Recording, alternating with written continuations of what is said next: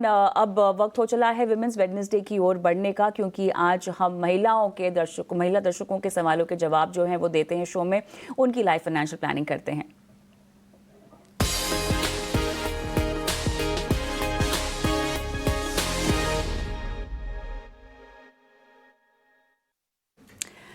और चलिए हर्ष, पहला सवाल हमारी इस खास पेशकश में हम लेंगे रुचिका का, और ये कह रही हैं कि इनके पास कुछ फंड्स है पोर्टफोलियो में।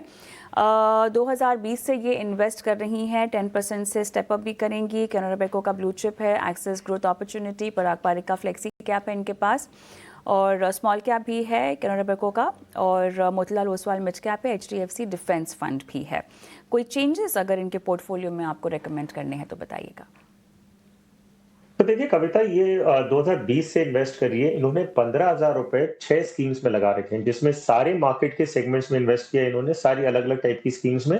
और एक इन्होंने डिफेंस फंड और ले रखा है सेक्टर फंड के रूप में। तो आई थिंक 6 स्कीम्स फिलहाल इनके लिए अच्छी हैं, और क्योंकि ये कह रही हैं कि इन्हें स्टेप अप भी करना है, तो 6 स्कीम फिर ये कंटिन्यू कर सकती हैं। हालांकि 15,000 रुपए के लिए अगर एक दो स्कीम बंद भी करती तो कोई दिक्कत नहीं है, लेकिन क्योंकि आगे जाते हुए इन्वेस्टमेंट बढ़ाने वाली है, तो मैं कहूंगा कि फिलहाल ये 6 के 6 स्कीम कंटिन्यू कर सकती हैं, और इंक्रीमेंट जितना भी इन्वेस्टमेंट का होगा वो इन्हीं स्कीम्स में करें। अब सिर्फ 2 छोटे बदलाव मैं क्या सुझाव दूंगा कि ये करें, और ये बदलाव सिर्फ पोर्टफोलियो को रीअलाइन और बैलेंस करने के हिसाब से बता रहा हूँ, ना कि कोई एग्जिस्टिंग स्कीम में बहुत बड़ी दिक्कत है उस हिसाब से। तो अगर ये चाहें कि चेंजेस नहीं करना है तो वो भी इनके लिए ठीक है, लेकिन अगर थोड़ा फाइन ट्यून करके और थोड़ा क्योंकि रिव्यू कर रही है तो थोड़ा बेटर करें हम पोर्टफोलियो को, उस लिहाज से बता रहा हूँ। कैनरा ब्लू चिप फंड की जगह पे ये एक इंडेक्स फंड ले ले, ABSL Nifty 50 equal weight index fund ले ले। सो लार्ज कैप कैटेगरी में इनको एक इंडेक्स फंड मिल जाएगा। एक्सेस ग्रोथ अपॉर्चुनिटी की जगह पे ये ICICI Pru large and mid cap ले ले।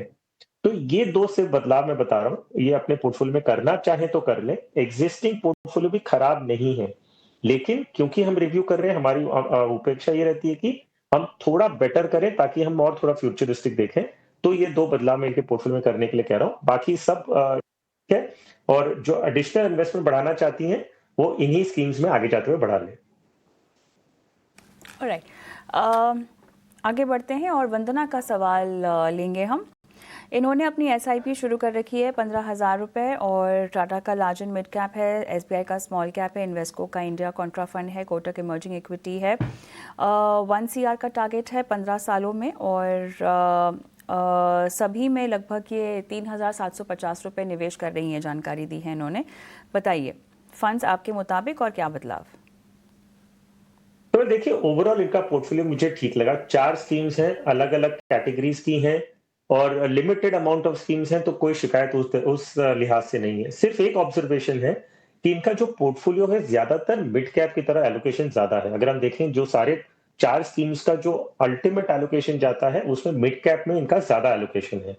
तो क्योंकि लेकिन 15 साल का टाइम होराइजन उन्होंने बताया है, और अगर ये वॉलेटिलिटी जो मिड कैप के साथ में थोड़ी ज्यादा वॉलेटिलिटी आती है as compare to large cap, तो अगर ये इतनी वॉलेटिलिटी सहन कर सकती हैं तो ये पोर्टफोलियो में कोई बदलाव करने की जरूरत नहीं, इसी तरह कंटिन्यू कर सकती हैं।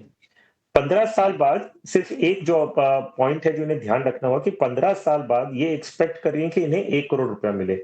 लेकिन अगर एग्जिस्टिंग इन्वेस्टमेंट को हम 12% से ग्रो करके देखें तो ये करीबन 75 लाख रुपीस आता है। इन्हें चाहिए 1 करोड़, तो इन्हें अपनी SIP 15,000 से बढ़ा के 20,000 करनी होगी।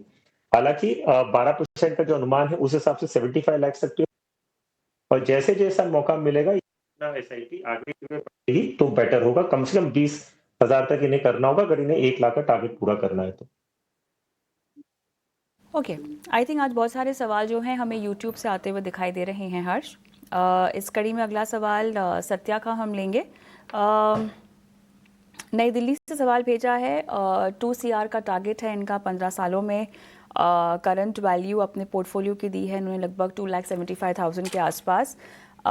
इनके पास पराग पारिक का फ्लेक्सी कैप है, ICICI प्रू का मल्टी कैप है, मोतीलाल ओसवाल मिड कैप, कोटक का स्मॉल कैप है, और वैल्यू डिस्कवरी फंड है इनके पास ICICI का। निवेश बढ़ा पाएंगी या नहीं मुझे नहीं पता, बट 15 साल में 2 करोड़।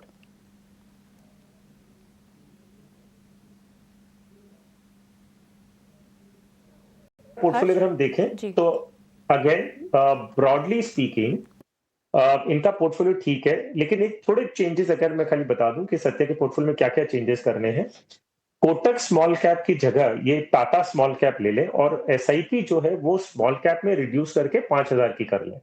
तो अभी ये 10,000 रुपया स्मॉल कैप में कर रही है, उसकी जगह ये 5,000 की एसआईपी करें तो बेटर होगा। और मैंने स्मॉल कैप फंड चेंज करने के लिए भी कहा है, कोटक स्मॉल कैप की जगह ये टाटा स्मॉल कैप ले लें। और जो एसआईपी ये घटाएंगी, जो स्मॉल कैप का जो 10,000 की जगह पे 5,000 करेंगी, उतनी 5,000 की एसआईपी जो है वो पराग पारिक फ्लेक्सी कैप में बढ़ा के 9,000 की कर लें। अभी ये पराग पारिक में 4,000 कर रहे हैं, 4,000 की जगह उसे बढ़ा के 9,000 कर लें और स्मॉल कैप में स्कीम बदलें और अमाउंट को थोड़ा कम करें। बाकी इसके अलावा ये दूसरी स्कीम्स कंटिन्यू कर सकती हैं। और जहां तक अजम्पशन की बात करें कि जो इनका टारगेट है कि इन्हें 15 साल बाद 2 करोड़ रुपए चाहिए, तो अगर हम 12% का अनुमान लगा के आगे बढ़ते हैं, तो उसमें आपका जो कॉर्पस 15 साल बाद बनेगा वो है करीबन 1 करोड़ 80 लाख रुपए। आपको चाहिए 2 करोड़ रुपए, तो एसआईपी की अमाउंट जो है वो अगर 3,000 रुपए से आप बढ़ाती हैं, तो आप अपना टारगेट जो 2 करोड़ का है वो पूरा अचीव कर पाएंगी। आगे बढ़ते हैं और ममता का भी हम सवाल लेंगे। बहुत महिलाओं ने YouTube पर सवाल भेजा है। अच्छा होता अगर फ़ोन नंबर्स भी देते, हम उनसे बातचीत कर लेते। और हर्ष भी जब अपना सलाह दे रहे हैं तो आपसे कुछ सवाल पूछकर बेहतर सलाह आपको दी जा सकती है। कई बार डिटेल्स हमारे पास पूरी नहीं होती हैं, तो गुजारिश यही होगी कि व्हाट्सएप नंबर भी नोट डाउन कर लीजिए और इस पर अपने सवाल आप भेज सकती हैं। 9619873567 हमारा व्हाट्सएप नंबर है और यूट्यूब पर तो आप लगातार सवाल भेज ही रही हैं। और अच्छी बात यह है कि सभी ने यहाँ पर काफ़ी लंबा समय अपना रखा हुआ है इन्वेस्टमेंट का। 10 साल 15 साल सभी के लक्ष्य लगभग 1 करोड़ 2 करोड़ के आसपास ही हैं। अच्छा लगता है जब इतनी जागरूकता हमें दिखाई देती है सवालों में।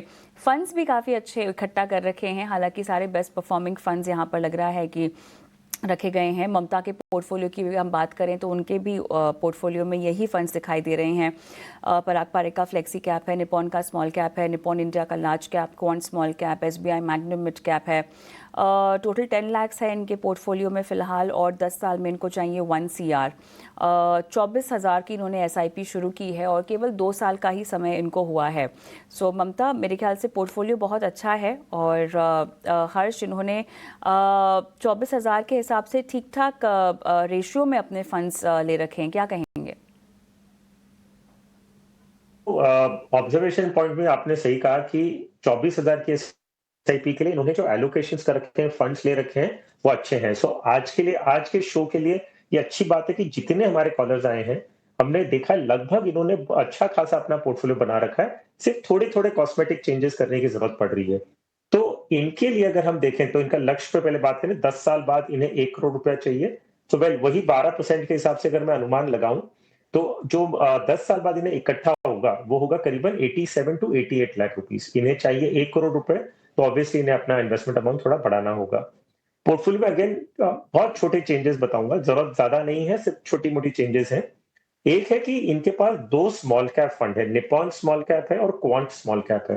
तो दोनों में से ये कोई भी एक स्मॉल कैप फंड रखें, और मेरी सलाह तो ये रहेगी कि क्वांट रखें, क्वांट का स्मॉल कैप फिलहाल रखें, क्योंकि निपॉन में इनके पास ऑलरेडी एक स्कीम है। हालांकि वो लार्ज कैप फंड में है, लेकिन Nippon as a fund house इनके पास एक पोर्टफोलियो में है। तो स्मॉल कैप में ये क्वांट स्मॉल कैप रखें और निपॉन स्मॉल कैप बंद करके उतनी एसआईपी ये एक फ्लेक्सी कैप फंड में जोड़ दें जो इनके पोर्टफोलियो में ऑलरेडी है। सो पराग पारिक फ्लेक्सी कैप इनके पास पोर्टफोलियो में ऑलरेडी है, वहां पे एसआईपी बढ़ा के 10,000 की कर लें, निपॉन स्मॉल कैप को बंद कर दें, क्वांट कंटिन्यू करें।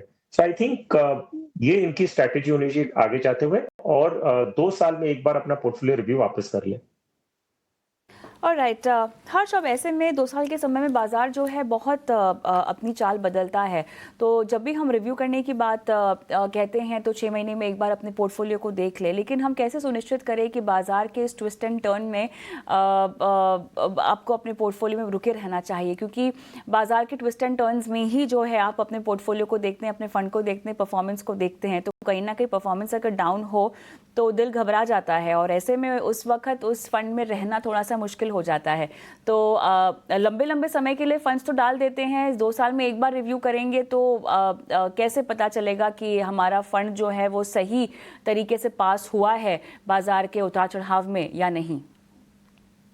तो देखिए कविता, अगर हम शुरुआत से अगर सही प्रोसेस लेते हैं ना, तो ये उतार-चढ़ाव को हम इनकॉर्पोरेट करते हैं अपने एसेट एलोकेशन में। सो मान लीजिए कोई इंसान अपने रिस्क प्रोफाइल को समझते हुए पैसे जमा करने की शुरुआत करता है, कहता है मैं महीने का मान लीजिए ₹100 जमा कर रहा हूँ, एक उदाहरण के रूप में। तो पहले ये डिसाइड किया जाता है कि कितना इक्विटी में जाएगा, कितना डेट में जाएगा। ये उस पे डिपेंड करता है कि आपकी रिस्क टेकिंग कैपेसिटी क्या है, आपकी मार्केट में वोलेटिलिटी को समझ कितनी है। उस बेसिस पे आप मान लीजिए 60-40 करते हैं। आप कहते हैं कि 60% मैं इक्विटी में डालूँगा, 40% डेट में लगाऊँगा। तो ये आपकी मार्केट की वोलेटिलिटी को एब्ज़ॉर्ब करने का या हैंडल करने का पहला स्टेप है। फिर दूसरा है इक्विटी पोर्टफोलियो हम आते हैं, वहाँ पे आप अपना large cap, mid cap, small cap में एलोकेशन फिर से इस चीज़ को देखते हुए करते हैं कि वोलेटिलिटी उस पर्टिकुलर सेगमेंट में कितनी है। सो अगर लार्ज कैप में वोलेटिलिटी कम है कंपेयर टू मिड कैप में कम है कंपेयर टू स्मॉल कैप, और आपकी अगर वोलेटिलिटी को हैंडल करने की जो क्षमता है वो कम है, तो आप ज़्यादा एलोकेशन लार्ज कैप की तरफ करेंगे और उसी तरह आप अपना पोर्टफोलियो बनाएँगे। अब ये होने के बाद में आप परफॉर्मेंस जब कंपेयर करते हैं, अब सबसे बड़ी दिक्कत यहाँ आती है कि जब आप अपने पोर्टफोलियो में एक लार्ज कैप लिए, एक मिड कैप लिए और एक स्मॉल कैप लिए उदाहरण के रूप में, और जब आप रिव्यू करते हैं, आप ये कहते हैं कि ये फलाना मिड कैप की जो स्कीम है, वो बहुत अच्छा परफॉर्म कर रही है और लार्ज कैप अच्छा परफॉर्म नहीं कर रहा। तो आप कहते हैं कि ये स्कीम अच्छा कर रही है और वो वाली दूसरी स्कीम अच्छा नहीं कर रही, हालाँकि दोनों अलग कैटेगरी की हैं। तो कई बार हमने ऐसे देखा है कि इन्वेस्टर ने एक लार्ज कैप पोर्टफोलियो बनाया है और फिर वो जब रिटर्न्स किसी और का मिड कैप फंड का देखते हैं तो कहते हैं कि भाई मेरा पोर्टफोलियो अंडर परफॉर्म कर रहा है। जी नहीं, वो बात नहीं है। आपको समझना होगा कि आप किस कैटेगरी में इन्वेस्ट कर रहे हैं, वो कैटेगरी कैसे परफॉर्म की है और उस कैटेगरी में दूसरी स्कीम्स ने कैसे किया। तो इन शॉर्ट, आप अपनी स्कीम का जो परफॉर्मेंस है वो अपने खुद के उस स्कीम के बेंचमार्क से कंपेयर करेंगे और उस स्कीम के पीयर ग्रुप में करेंगे कि दूसरी लार्ज कैप्स ने कैसे परफॉर्म किया, इंडेक्स ने कैसा परफॉर्म किया। तो ये डिसीजन लेना आसान होगा आपके लिए कि आपकी पर्टिकुलरली इस स्कीम ने कैसा रिटर्न दिया है और उसका परफॉर्मेंस कैसा चल रहा है। अब ये जो प्रोसेस है, अगर आपने सही दिशा में शुरू किया है, तो अगर आप 1 या 2 साल बाद अगर रिव्यू करते हैं तो कोई दिक्कत नहीं है। आप आपने अच्छी स्कीम देख के ली है, अब उस स्कीम का थोड़ा उतार-चढ़ाव हो सकता है। 6-6 महीने में आप अगर स्कीम का रिव्यू करते रहेंगे, जब आपका जो टाइम होराइज़न वो 15-20 साल का है, तो आई थिंक आप बार-बार उसमें छेड़खानी करेंगे जिसकी वजह से आपको ज़्यादा नुकसान होगा। तो शुरू करने से पहले आप बहुत अच्छी तरह इवैल्यूएट करें कि आप कर क्या रहे हैं। अच्छी स्कीम्स को चुनें based on consistent past record and market downturns में उन्होंने कैसा परफॉर्म किया है, मार्केट बुल फेज में कैसा परफॉर्म किया है, वो सारे पहलुओं को देखते हुए अगर आपने कोई एसआईपी ली है, तो उसे 1 या 2 साल मिनिमम देना चाहिए। आप 6 महीने में बार-बार देखते रहेंगे, तो ये इस तरह हो जाएगा कि आप आइसक्रीम जमाने रखें लेकिन हर थोड़ी देर में आप फ्रिज खोल के उसे देख लें, तो कभी भी वो आइसक्रीम बनेगी नहीं। राइट। बहुत ही इम्पोर्टेंट एडवाइस और अस्मिता का सवाल हम लेते हैं अब। हर्ष 27 इयर्स ओल्ड हैं और 8,000 की एसआईपी कर रही हैं। एचडीएफसी का स्मॉल कैप है और मोतीलाल ओसवाल का भी स्मॉल कैप है। 10 इयर्स प्लस की इनकी टाइम होराइजन है। अस्मिता, अगर आपका ये पहला निवेश है म्यूचुअल फंड्स में तो हिम्मत की दाद देनी पड़ेगी। हर्ष, इन्होंने तो स्मॉल कैप से ही अपनी शुरुआत की है। इस बात में कोई शक नहीं है, इनकी एज के बहुत सारे लोगों ने यही काम कर रखा है और सो आई थिंक वो एक्सपेक्टेड है और अंडरस्टूड भी है। लेकिन क्यों गलत है हर्ष, आप वो बताएंगे और कैसे इनको स्टेबिलिटी भी देनी चाहिए। और देखिए 8,000 अमाउंट है, मेरे ख्याल से 8,000 में ये एक आधा फंड और भी जोड़ सकती हैं अपने निवेश में, जो उनको स्टेबिलिटी दे पोर्टफोलियो में, एक कंसिस्टेंसी दे पोर्टफोलियो में। हर्ष जी हाँ, कविता, मैं इस बात से सहमत हूँ कि उन्होंने अभी 27 साल की है, पहला इन्वेस्टमेंट किया है और दोनों स्मॉल कैप ले लिया है। सो आइडियली ये तरीका नहीं होता इन्वेस्टमेंट करने का, चाहे आपकी कितनी भी अच्छी रिस्क एपेटाइट हो। अगर आप न्यू इन्वेस्टर हैं और सीधा आप स्मॉल कैप से शुरू करते हैं, तो स्मॉल कैप कंपैरेटिवली बहुत ज़्यादा वोलेटाइल होता है। तो आइडियल ये होता है कि आप कोई लार्ज कैप से शुरू आईपी करें, नंबर्स आ गए फिर क्या? फिर धीरे-धीरे आप मिड कैप में जाएँ और फिर धीरे-धीरे आप स्मॉल कैप में एक्सपोज़र लें। तो उस लिहाज से मैं आपसे कहूँगा कि आप अपना जो पोर्टफोलियो है अश्मिता, उसको आप अगर आप mid cap and small cap में रहना चाहती हैं, कोई दिक्कत नहीं है, आप 27 साल की आप रिस्क ले सकती हैं। तो मेरा सजेशन ये होगा कि आप एक मल्टी कैप फंड लीजिए, जिसमें लार्ज, मिड एंड स्मॉल तीनों आ जाएगा। तो एचडीएफसी म्यूचुअल फंड में आपके पास एक फ़ोलियो ऑलरेडी है, जो है एचडीएफसी स्मॉल कैप। आप ये दोनों स्मॉल कैप बंद करें और एचडीएफसी का मल्टी कैप फंड ले लें। तो उसमें क्या होगा, आपको लार्ज, मिड, स्मॉल सारे सेगमेंट्स आपको आ जाएँगे। एक स्कीम काफ़ी है फिलहाल शुरू करने के लिए, तो इसमें आपको मार्केट का एक बेटर एक्सपोज़र मिलेगा rather than only a pure small cap fund. तो ये मेरी सलाह आपके लिए रहेगी कि स्मॉल कैप फंड्स को बंद करें, एक मल्टी कैप फंड ले लें, ताकि आपको मार्केट के सभी सेगमेंट्स में एक्सपोज़र मिले। चलिए यहाँ पर वैसे तो आपने काफ़ी कुछ इनको समझा ही दिया है, आने वाले समय में जो है ये अपने पोर्टफोलियो में निवेश भी बढ़ा सकती हैं। एक बात बताइएगा, इन्होंने अभी जो पैसे लगाए हुए हैं उसको जस का तस रहने दें? जी नहीं, हम कह रहे हैं कि आज जो ये पोर्टफोलियो रिव्यू करके आगे का क्या स्ट्रैटेजी होना चाहिए, तो स्मॉल कैप फंड डेफिनिटली मैं कहूँगा कि ये इस तरीका नहीं है। तो आप अभी जितना भी इन्वेस्टमेंट किए हैं, उसको पूरा रिडीम कर लें, एक क्लीन स्लेट के साथ स्टार्ट करें और एक एचडीएफसी मल्टी कैप फंड में शुरू करें। जो ये पैसे आज आप निकालेंगे इक्विटी में से, वो लमसम के रूप में वापस आप इन्वेस्ट कर सकती हैं। तो एक मल्टी कैप ही एक स्कीम रखिए, जिसमें आप एक्जिस्टिंग इन्वेस्टमेंट्स को स्विच इन कर लेंगी एंड उसके अंदर भी उसी के अंदर आप एसआईपी के ज़रिए आगे इन्वेस्ट करती रहेंगी। चलिए, सवाल जवाब का सिलसिला हम यहीं थामते हैं। हर्ष, बहुत-बहुत धन्यवाद आपका। आज विमेन इन्वेस्टर्स की आपने फाइनेंशियल प्लानिंग की और उन्हें बताया कि वो कैसे अपने आर्थिक आज़ादी के मार्ग पर आगे बढ़ सकती हैं। धन्यवाद आपका। हम भी एक छोटा